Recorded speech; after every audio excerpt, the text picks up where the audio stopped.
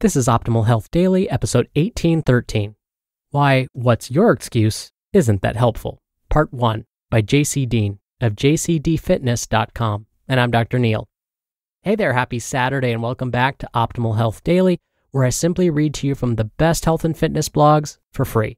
And on Fridays, like yesterday, I answer your questions. You can send one in at oldpodcast.com/ask or email it directly to health@oldpodcast.com. Now, today's episode is a little longer than normal, so I'll read the first half today and then finish up the rest for you tomorrow. So with that, let's jump right in and hear part 1 and start optimizing your life. Why What's Your Excuse Isn't That Helpful? Part 1 by Deen of JCDFitness.com. I'm sure you've read it over and over again. You've seen the before and after pictures of people who have lost 20 pounds in 8 weeks. And right above those photos, you'll see a nice caption of, "So, what's your excuse?" which is meant to inspire and urge you to action. But it doesn't typically do this for most people. Instead of spurring you into action, it just makes you feel badly. Like all of the effort you put in isn't good enough. Or you're just not cut out for improving your body and getting into better shape.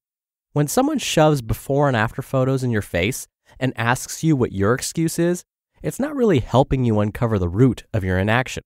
I mean, let's face it, if you're not getting the results you want with your training and diet, there are a handful of things that could be going wrong.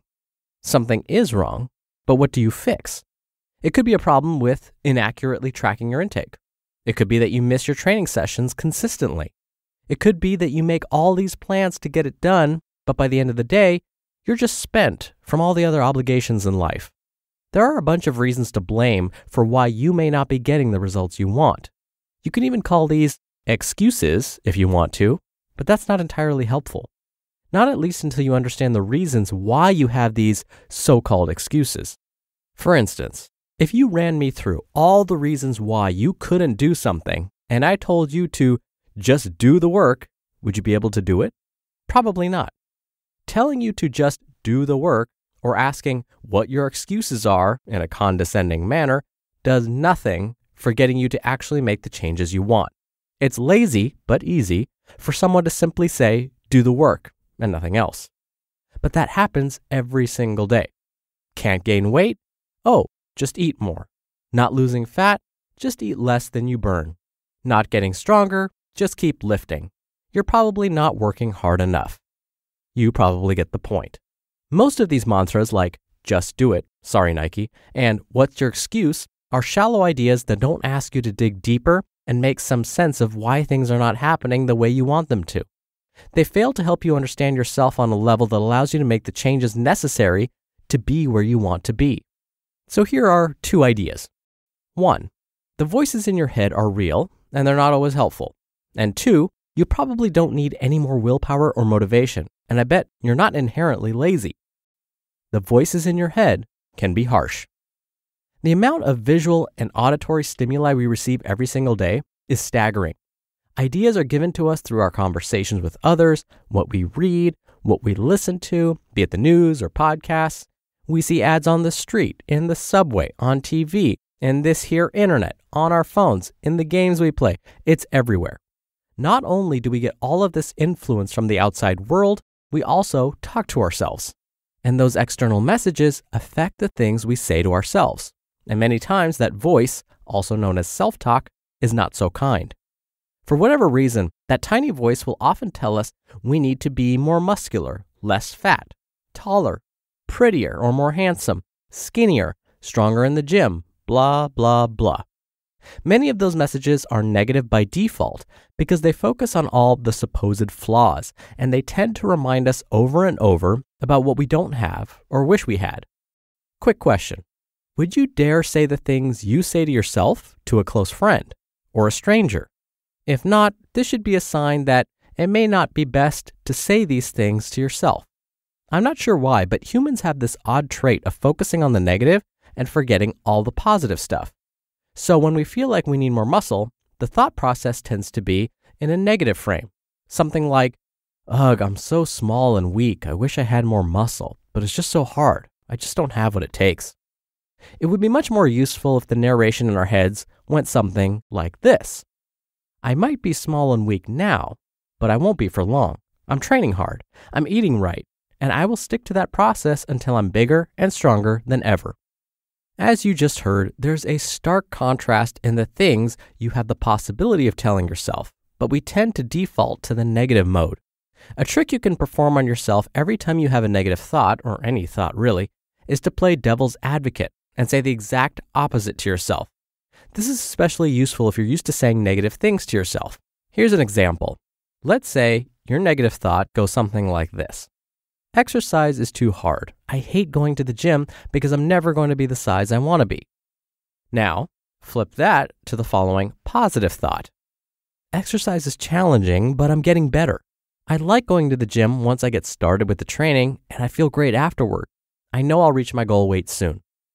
Okay, I know this is simplistic, and if it feels odd the first time, that's normal. I'm using this as an example to show you that you're capable of thinking something completely different than your default. And with practice, you could begin telling yourself things that are much more pleasant and gratifying. And when you learn to observe the negative self-talk and change it on the spot, you'll begin to see that your actions will probably change as a result. To be continued. You just listened to part 1 of the post titled, Why What's Your Excuse Isn't That Helpful? By Deen of JCDFitness.com. Don't you love it when you make a small change and suddenly everything becomes so much easier? That's what it's like for business owners who start hiring with Indeed, which delivers 4 times more hires than all other job sites combined. Indeed is the hiring platform where you can attract, interview, and hire all in one place. The right candidate is doing everything they can to find you. And if you use Indeed, you can be sure you're doing everything you can to find them too. One of the things I love about Indeed is that it makes hiring all in one place so easy because you only have to pay if an applicant meets your must-have requirements. And Indeed's doing something no other job site has done. Now with Indeed, businesses only pay for quality applications matching the sponsored job description. Visit Indeed.com/health to start hiring now. Just go to Indeed.com/health. Indeed.com/health. Terms and conditions apply. Need to hire? You need Indeed. Dr. Neil here for my commentary. There was a time when folks would tie a rubber band around their wrist, and any time they had a negative thought, they would snap that rubber band.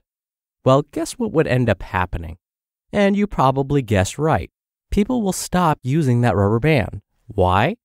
Because no matter what, people don't like pain. And so no matter what types of thoughts a person would have, negative or positive, that rubber band snapping would eventually stop and the behavior would never change. This is a type of what we call self-punishment. And what we've realized is it doesn't work. Again, this is because people don't like to punish themselves. Punishment only really works when it comes from a level of authority, when it comes from somewhere or from someone that has control over you with real consequences. So think parent and child. A parent can punish the child by maybe grounding them and saying you can't have your phone for a week. That's a position of authority. But when it comes to ourselves and managing our own thoughts and behaviors, we're not so great at punishing ourselves. We could say we're not going to use our phone for the next week and punish ourselves that way, but guess what'll happen? We'll say, forget that. I'm going to go ahead and use my phone anyway. So what we need to do instead, as JC so perfectly outlined, is restructure or reframe the way we think. Instead of being negative, let's try and focus on the positive. Now, that doesn't mean we accept who we are and just say, well, I'm never going to change. That's my way of positive thinking. No, just know that we always can improve, but we don't want to harp on the negative all the time. We can focus on the things that we have been doing well and use that as motivation to keep us going. And I've said this on the show many times before. When we look at Dr. Sean Achor's work, especially when he looks at happiness and positive thinking, when you train your brain to focus on positive things, you actually completely change your life experience. Because what he says is you train your brain to focus on the positive. You're actually retraining your brain to focus on the positive things instead of the negative. And what we're learning is that has not only profound effects on motivation, but profound effects on your overall health and wellness. All right, thank you as always for listening. I hope you have a great rest of your Saturday if you're listening in real time. And I'll see you back here tomorrow where I'll finish up this post and where your optimal life awaits.